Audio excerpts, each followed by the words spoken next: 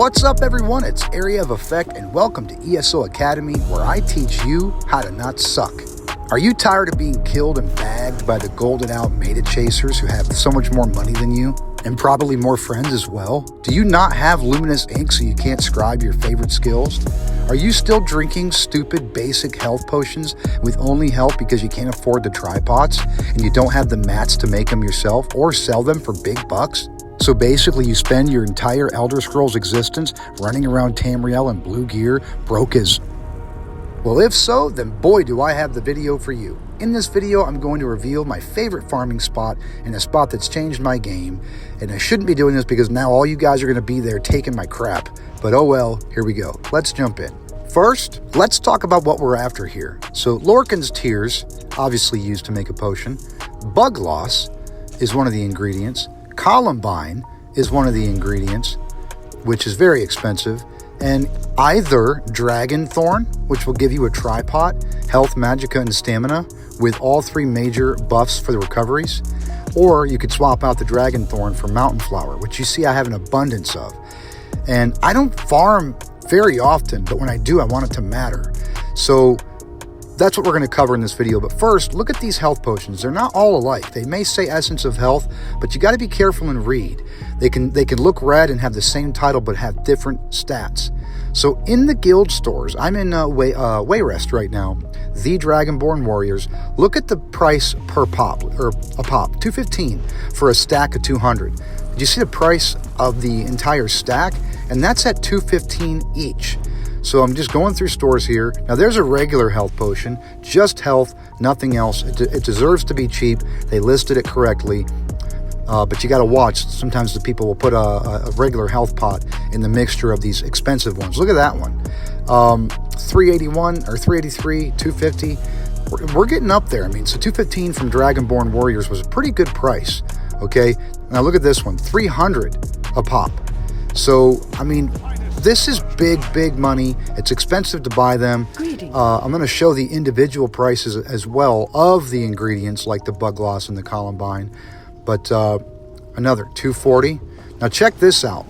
This person, they didn't do it quite as bad as others do, but they're getting exposed here. Look at 150 a pop for a basic health potion. That's a horrible price. So watch out for that if you're going to buy in store. But this video is trying to teach you how to not buy in store, how to save money, or how to make money from them or from the ingredients. And look at Columbine, $6.75 each. That's actually a single ingredient in the potion, but it's like triple the cost of a potion. So it's like when you combine, look at Bugloss. That's actually a very good price right there for the Bugloss. These are just two ingredients. I'm not even going to look at the Dragon Thorn or the Mountain Flower or even the Lorcan's Tears. Just the Bugloss and just the Columbine, 440. We're talking the Columbine was over 600 each. Yet the tripod, where Columbine goes into, and Bugloss goes into, and Dragon Thorn and Lorcan's Tears, and the skills to make it, only sells for 200 a pop. So you can actually get more money out of just farming the ingredients and selling them raw, selling the Bugloss raw in stacks, or the Columbine raw in stacks. But let's take a look at what you want to do before you farm here. And then we're going to show the loop here. Plentiful Harvest. This is going to increase your chance to get double the amount. When you pick a plant, you have a 50% chance. Instead of getting one, you get two. And this is awesome for everything that you're going to be picking up. Now, Master Gatherer, that's just going to save some time. It's going to be quicker. You're not going to spend as much time waiting for the animation to complete, and you could really get out there and just move. So these two you got to have on before you farm, so I had to show you that. Now, let's get to where we're going here, and I'll show you the sacred spot, Coldharbour. Here's the map of Tamriel.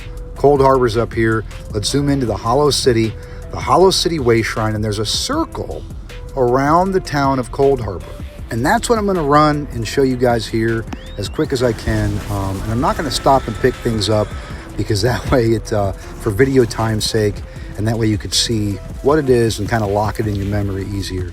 A quick note real quick, I'll put it on the screen. You should have the under the alchemy skills and the passives, put on the keen eye so you can see the ingredients glow, a gold glow from farther away.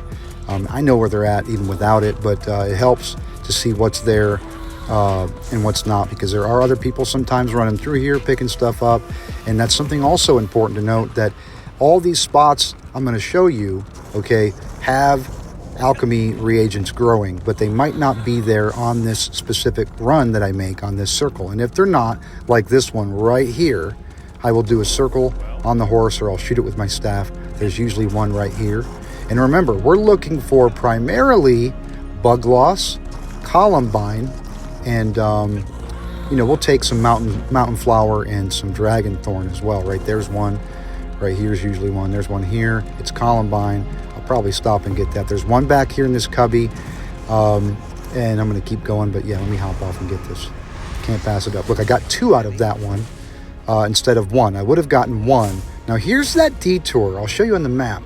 You can go outside the wall and just go around the corner here and there, to the left and right of the stairway that goes down. There's one usually right here by the lantern, and one right here. I will go out, even though it's my first run, but I won't go back out here for like 2 or 3 circles, because they will then repopulate. See them growing over there and growing down here. Now, on this run, I'm seeing wormwood and lady's smock. There's some columbine. There's some cornflower, mountain flower. I'll get the columbine. A lot of times, it's just kind of RNG what it's going to be. It's not like the columbine is always in that spot, and that's always wormwood, and that's always blessed thistle. No, they can be any of these, and it rotates just kind of randomly. I've had some runs where all I got, this is actually kind of a bad run, to be honest. There's 2 dragon thorns. Since there's 2 of them, I'll grab them both. I've had runs where I've got nothing but columbine and bugloss, except for a couple, and that is so amazing.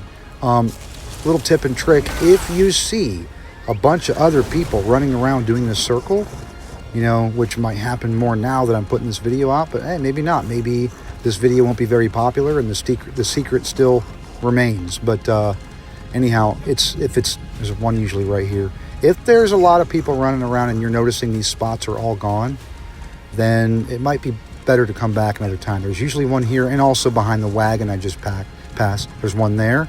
There's one here, the Bugloss, and there's one right here. Turn around, there's a fountain. Here's a well, there's one right there. Behind this tree is usually one. There it is, it's columbine, I'll take it. Very important, you have to take everything when you run these circles, whether it's columbine, Bugloss, or not.